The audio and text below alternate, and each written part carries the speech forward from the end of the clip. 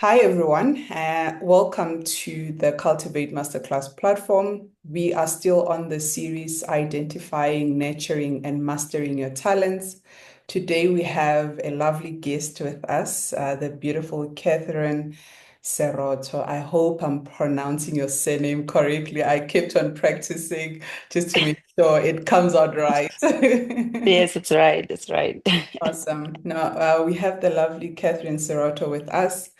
We are sitting and leaning in and just to gain some wisdoms from her journey and see what we can learn about, stewarding better our talents so that we are able to present ourselves before the Lord one day and come back with some form of a return and say, this is how we've also stewarded our talents. So just to give you a brief bio on who Cathrine is, Cathrine Seroto was born in Hammanskraal, but she spent all her childhood years in Pretoria. She is a wife and a mother of one.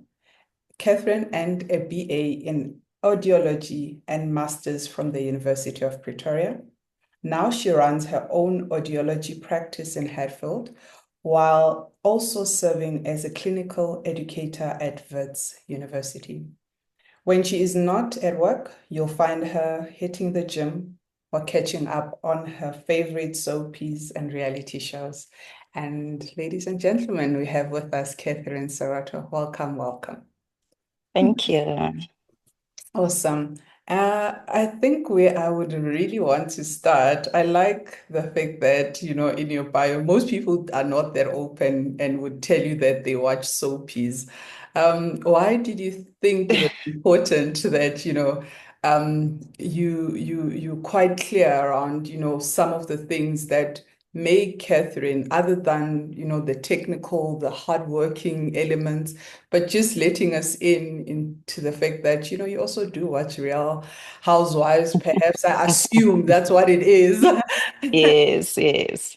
Yeah. I think it's because in this current age, we look a lot towards social media. And now, when you're checking the vlogs, someone is waking up at 5 o'clock, they're going to gym, they're having healthy meals, they Mm. are reading books, they're doing this and doing that, but we don't really see the relaxed nature Ah, of people. So I just wanted to let you know yeah. that in reality, when Mm. I have extra time, I really love to watch my TV.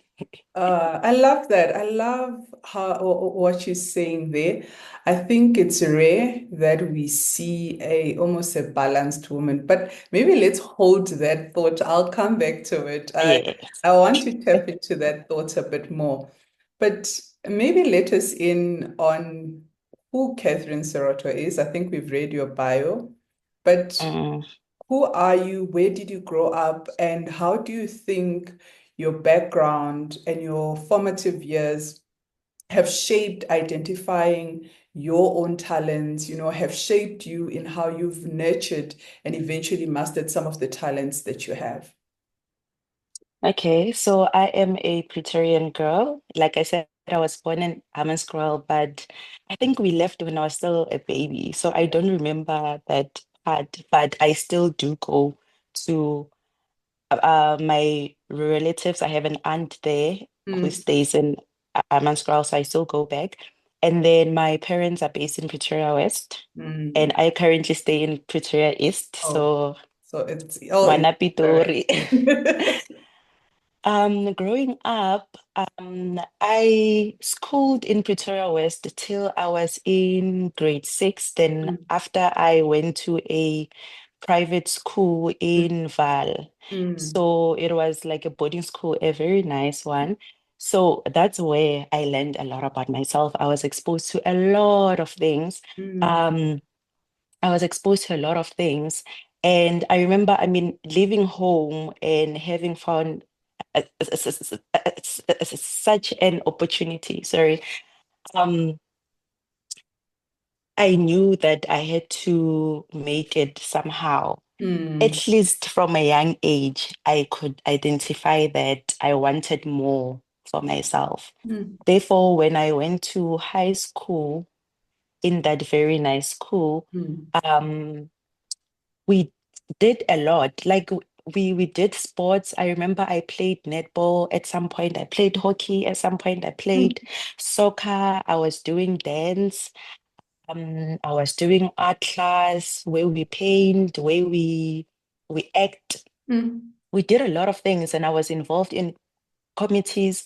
I think it was called Student Activities Committee, mm, and I was involved in another committee where we would have discussions with students from another school, but I just forgot the name now. It's been long. But yeah, my point is my high school allowed me to explore mm, everything. And from there, let's I was given the platform to choose because I knew mm. where Sure. I was most Yeah, where your strength nourished lies. in Yeah. terms of my skills. Mm, Yes. So mm, I knew where I was most nourished in mm, terms of my skills. But here's the funny thing, right? mm. Back then, if you remember, when we were talking about talent, we would only refer to art or sports. You I remember? know. It's either you had a talent in soccer, netball, or maybe art. That's You it. could act, Mm, you could dance and stuff. So with me, I did enjoy sport, I did enjoy art, but I couldn't really say that's my talent. mm, So I left high school actually not being able to identify what my talent was. mm, mm, Yes. So until now, I would say until now, then I'm more.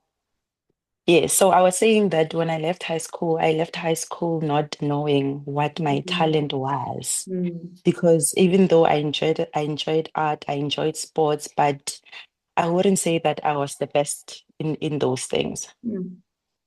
That's Yeah. interesting that you say that. But now, would you say you know what your talents are?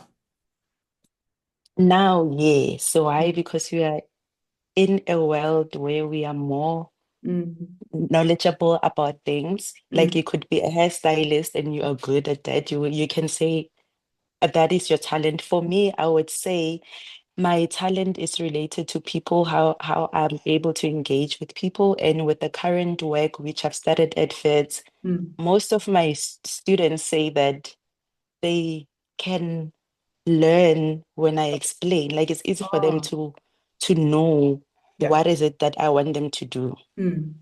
That's interesting. I love what you're saying that sometimes we have a limitation. I think I also have another guest who said exactly what you said, that our understanding has always been very limited in terms of what talents are. And for example, if you were ever to say back then to your parents, listen, I'm going to be a hairstylist, they might have just looked at you. Do not dare, No, do not there even, wasn't an option. there wasn't that option, right? But um, how do you think now, knowing that you're actually quite good with people, you're engaged? I think even your bio does say that, you do provide, an education, or you're rather an educator to adverts. So how do you think, you stepping into that has helped you strengthen that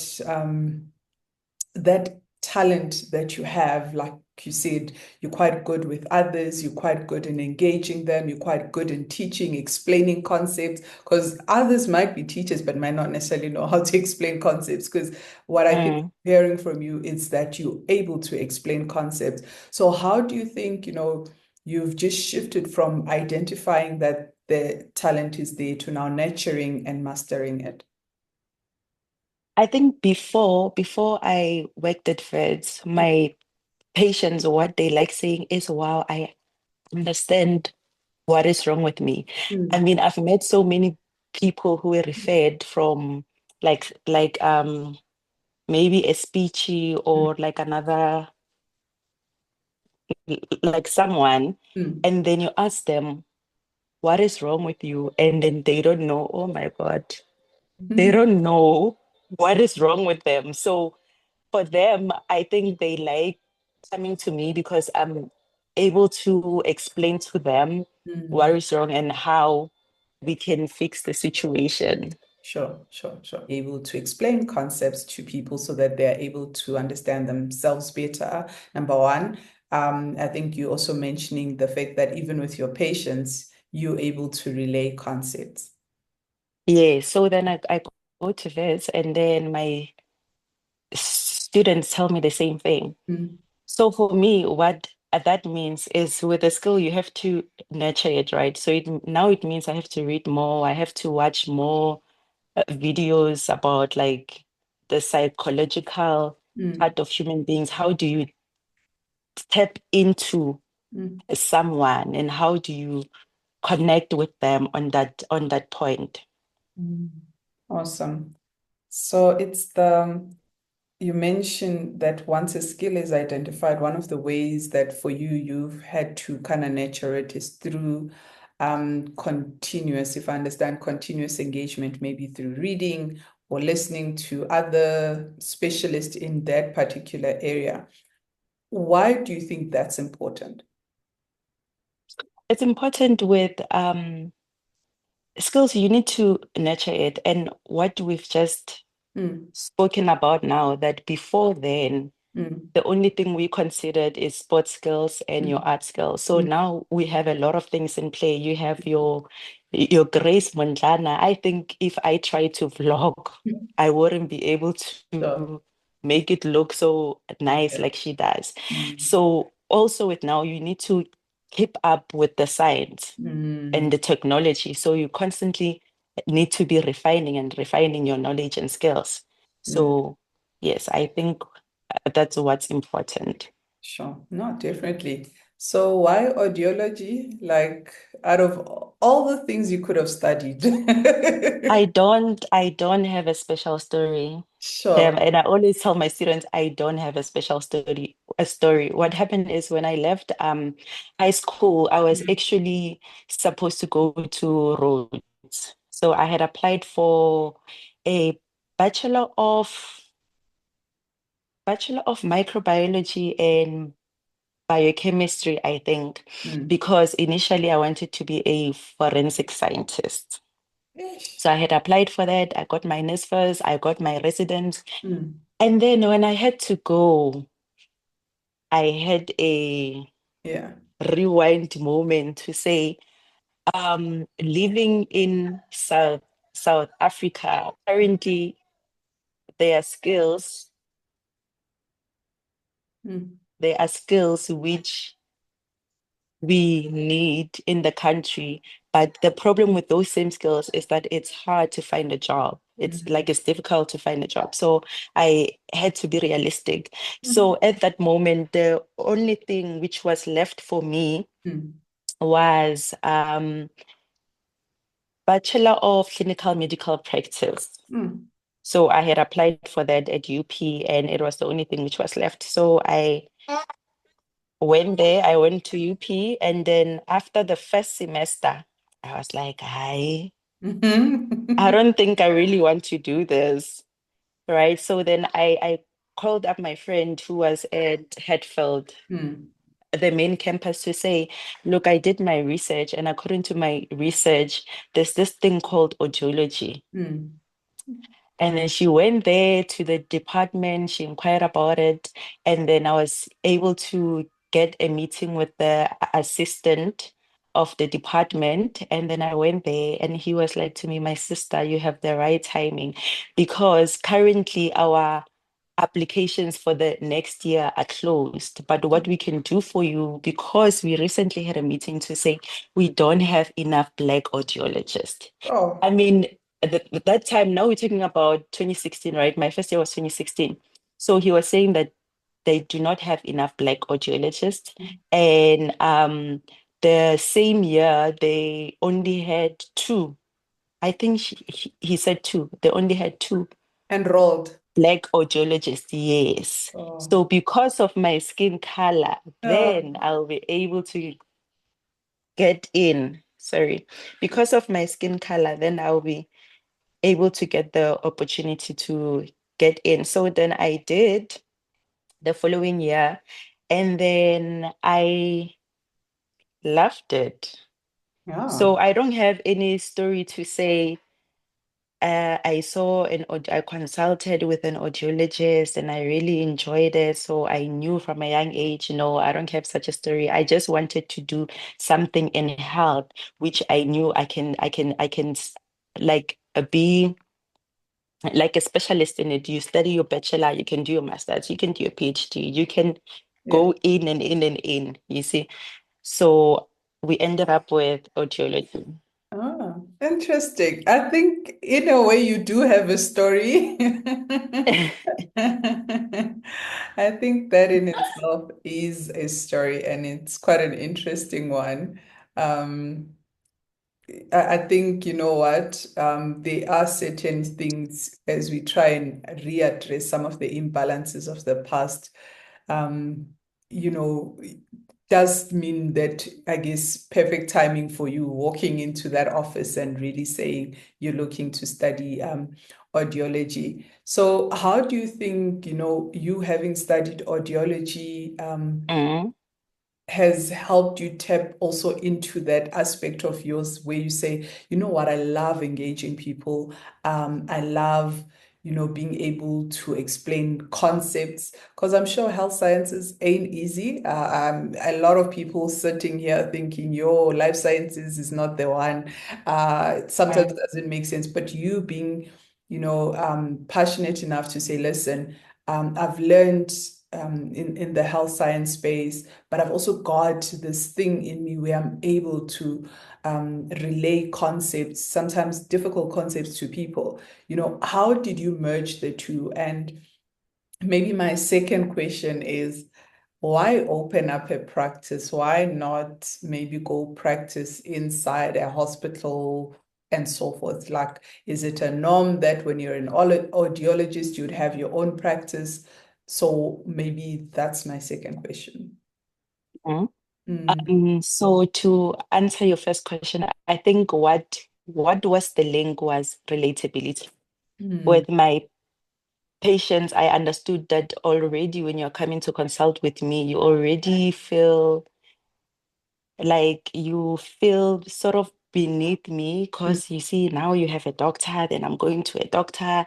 And then she's this special person. She understands these special things and stuff like that. So the number one thing which I try to do is to make my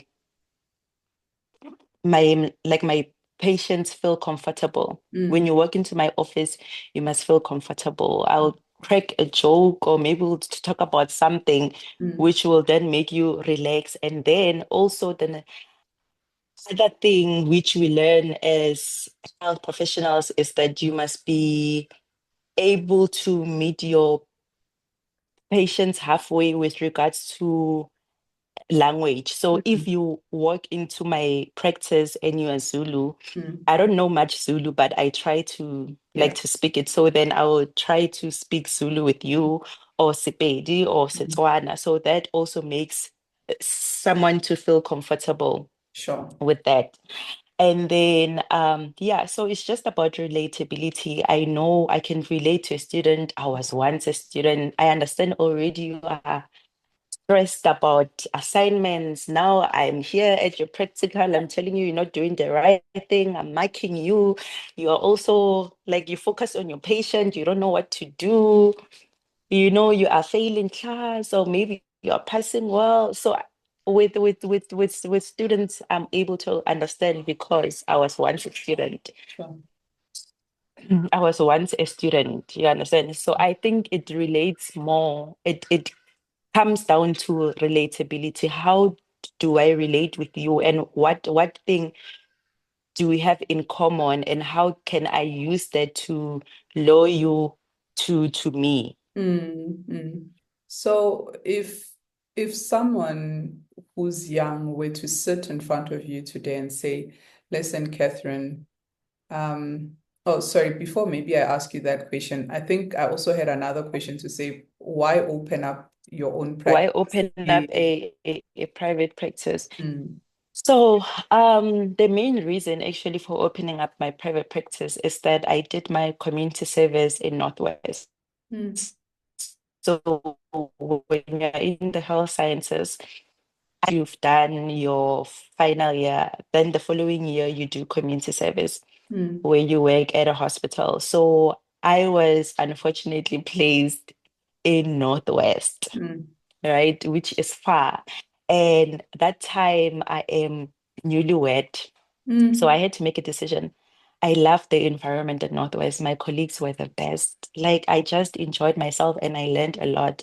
But because I had to have a balance, I had mm, to make the decision to come back.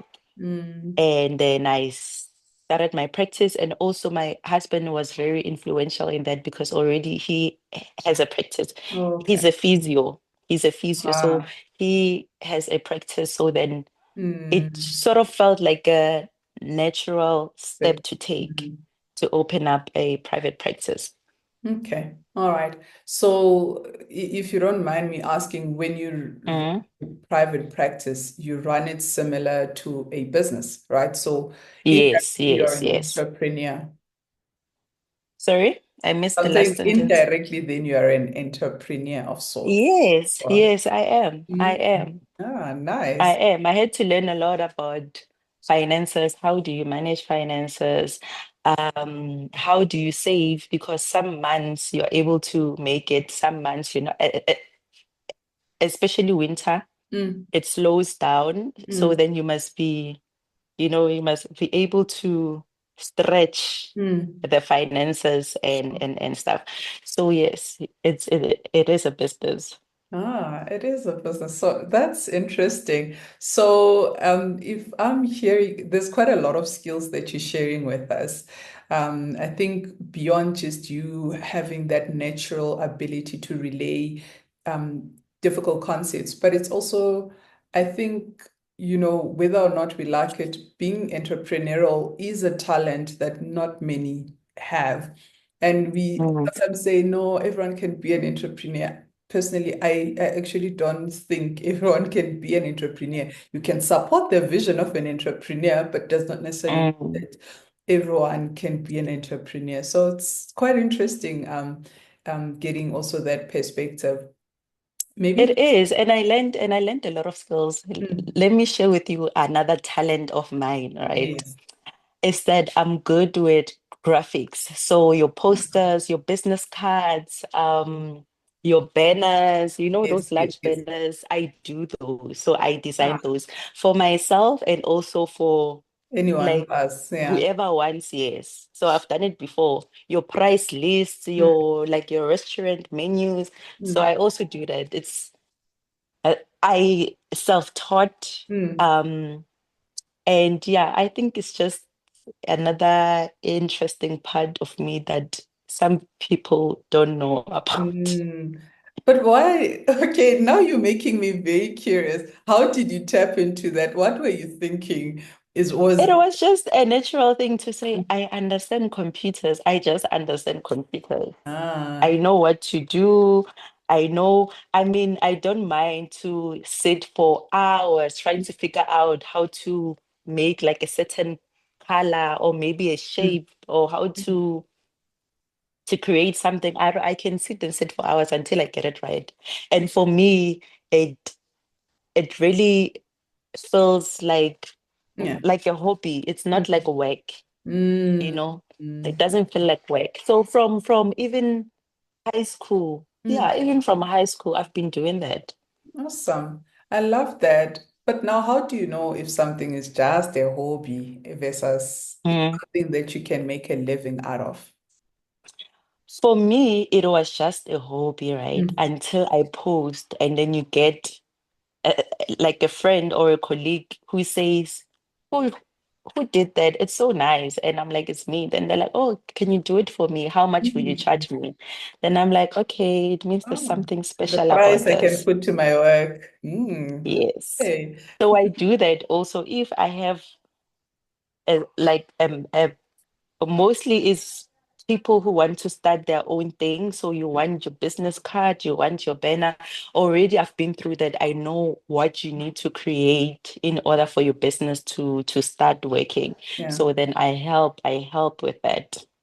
Okay. I love that. I love that. So if you had an 18-year-old sitting in front of you, about to go into varsity, and they looking at you and saying, Catherine, listen, I don't know where to start. What would be your advice?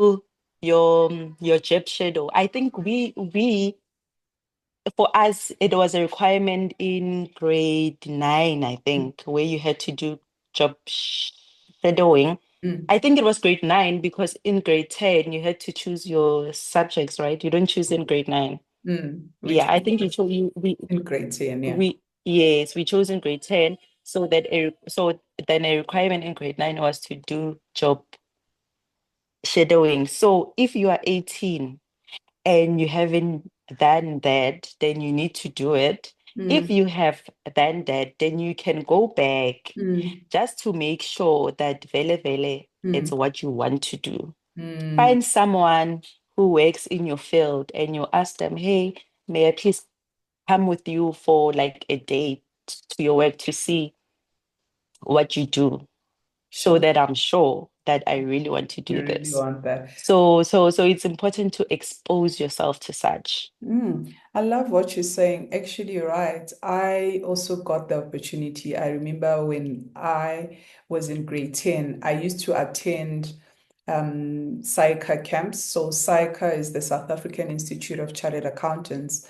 We would go on camps. It was always about chartered accountants, most, and they would obviously give us extra classes for sciences as well as mathematics. So that was cool from grade 10. So in my mind, I never thought I'd be a chartered accountant. Me, who? Never, right? In my Mhm. mind, I was clear, I'm gonna be some form of an engineer. Then when we were in matric, I remember just before our junior exams, I got an opportunity to go and do job shadowing. So I just want to attest to what you're saying. I went and did job shadowing. We went to Mercedes-Benz here in Bedford View.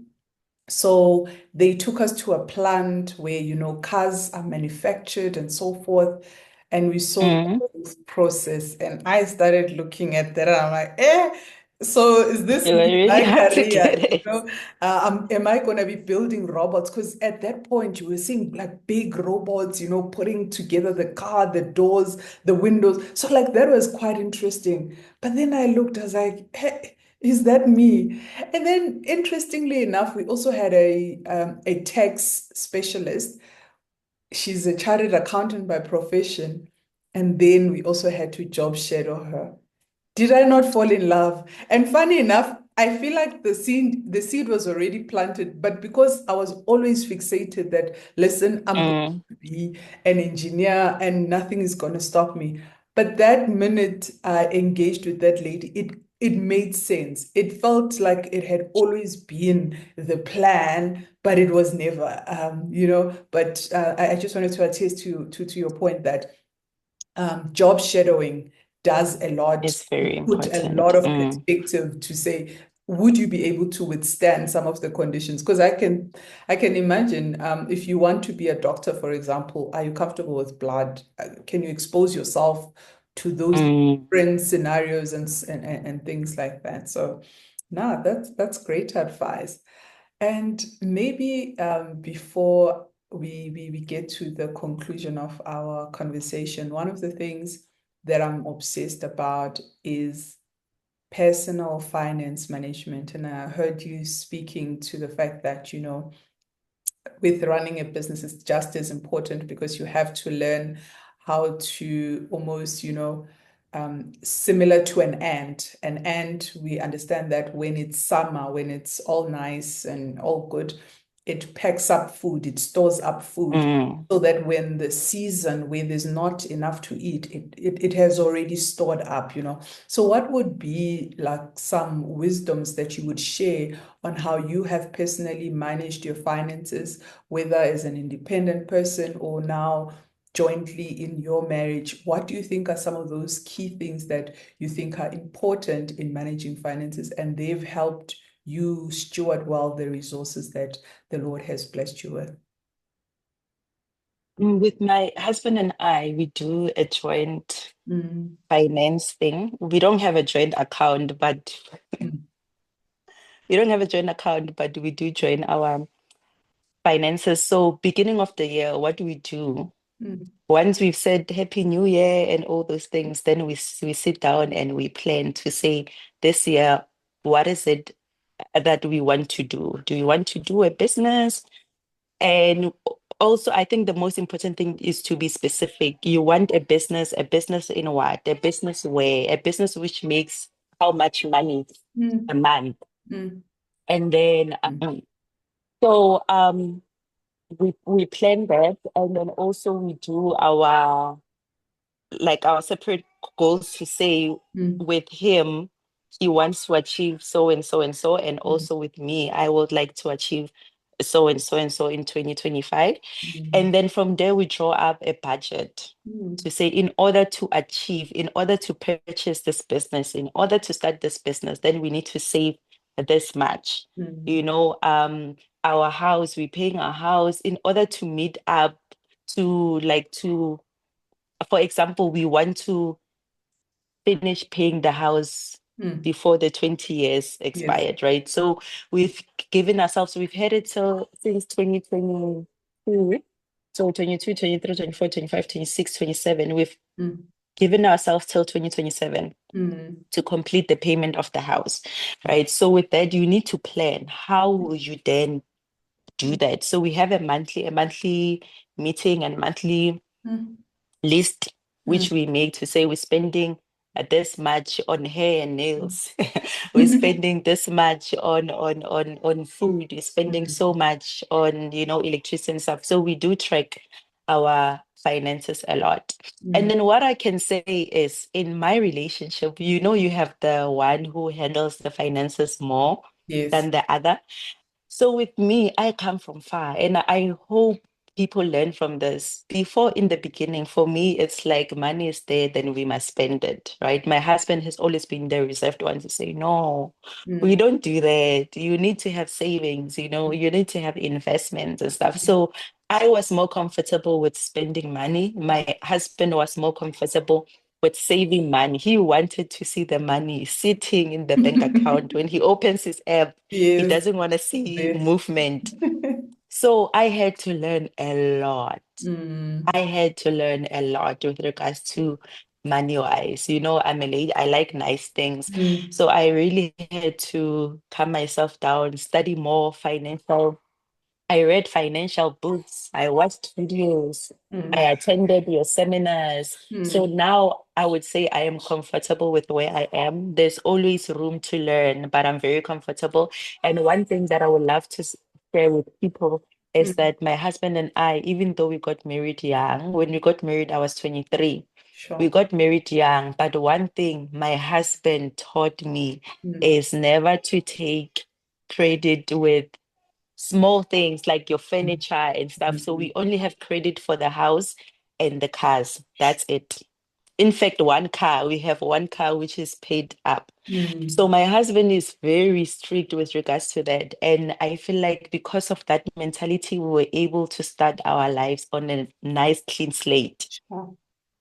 You Wow. see, so Mm, even now, we only had our traditional marriage. mm, So we had our traditional marriage, then we signed, but we're still in the process of planning our white wedding. mm, Not because we can't afford it currently, but because of priorities. What do we want to do? Do you want to take the money that we have on our savings, that 400, I mean, weddings are so expensive now, mm, 400,000, spend mm, it on a wedding, and then it's done for, it's gone? Or do you mm. want to take that amount, start a business which makes a certain amount per month, Mm, take a portion of that amount, and then pay towards your suppliers, your wedding suppliers, mm. until then you are done and then you can have your wedding. So, Sure. That is yeah, so I feel good like wisdom. Sure. yeah, so I learned a lot from my husband, and I hope a Mm, young couple, mm, even when you're an individual, you're moving mm, into a new place, you have a salary. Is mm, it really necessary for you to buy a couch on credit? You won't die if you don't have that couch when you move in, right? mm, mm, You mm, can spend a month without, you can buy like a camp chair, use mm. that for a month, Yeah. and then you can get your couch. Sure. So if you think buying a 10 5K couch is expensive. Mm. What about when you buy it on credit plus interest Interest. on top of that? Sure. You see. Oh, Yeah. Catherine, you are giving us very sobering thoughts. I am taking that in. I love where you started, where you said, have clear financial goals. They have to be clear. You are doing this, and this is how you're going to do it, and this is how you're going to achieve it. So for me, that anchors it all. It anchors it all. That's like your base, because that like almost is your North Star. It tells you where you're going. Every time you hit a hurdle, you go back to that plan and you're able to say, okay, this is the plan, this is the idea, and you keep moving from there. I also loved what you said about priorities. We can have all the goals, like you said. You also want the eventually to have the white wedding, but now there are certain priorities that kind of trump that, that come first. So sure, and I love how you're saying you've also had to learn discipline. It's not that we're born with discipline, we learn it, and I think other people just think, Catherine does it by magic. But here you are Oh, saying, listen, I've also had to calm myself down and had to walk the journey. I mean, my parents had credit for furniture. I remember, to buy furniture, you have Yes. to like you buy it on credit. Mm, And one thing that we can't ignore is mm, that the Black community, not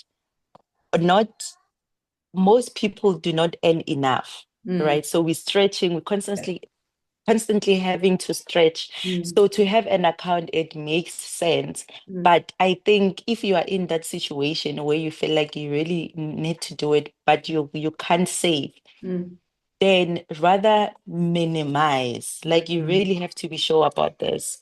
Otherwise, you will have a credit for a couch, for a fridge, for clothing accounts. Oh my God, clothing So no, no. accounts. So no, no. Do You not can't be fall for that wearing. trap. Do not fall for that trap.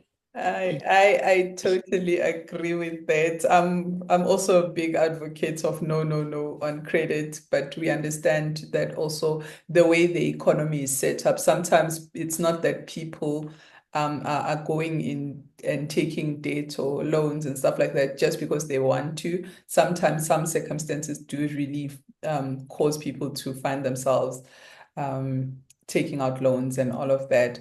Maybe just your last words as we wrap up. What has been in terms of reflecting on this conversation that we've just had, from you having to go back and think, where has your journey started to where we have landed now with the conversation?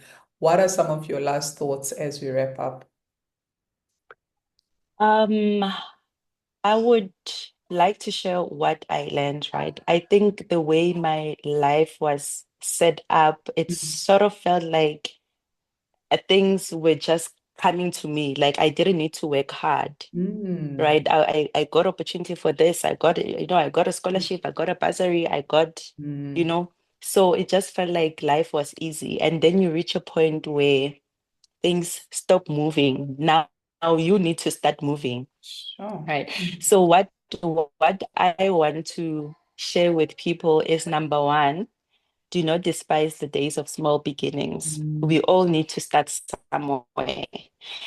And then now, currently I'm reading a book called Thrive by Vukosi, but it's a nice book. And mm, I've read a chapter with the line which says, what would you have achieved if you were not here for, mm, or the line read, I forgot this, but it read something like, what would you do if you did not have fear? It was something like that. So what would you do if you did not have fear? Would you start that business? Would you approach mm, whoever, you mm. know? So I think for me, what I've learned is to step out of my comfort zone and then do that. You need to approach people, tell them about your business. You need to advertise to people about what you mm, do. You need to approach whoever to tell them you would like to work with them, you like to have an opportunity mm, in this. So yeah, I would tell people that do not despise the days of small beginnings. We mm. all start somewhere. You can Sure. start from making tea in that office. You can Mm, start from cleaning in that. You just need to start somewhere, mm, right? And then the other thing is that have stop fearing. mm, Have faith. Have mm, faith. I know you believe so much in God. Have mm, faith. mm. Do something and you must do it with faith. Sure. That is so grounding what you've just said. Like I won't even add to what you've just said. So thank you so much, Catherine, for sharing such great wisdoms with us, for sharing your story with us.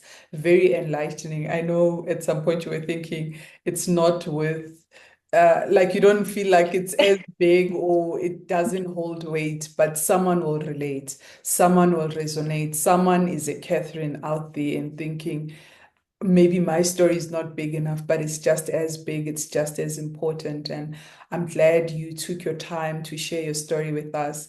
I'm glad you took your time to also share some of the lessons along the journey, along the way that you've learned that have made you a better steward in terms of your goals, in terms of the talents also that you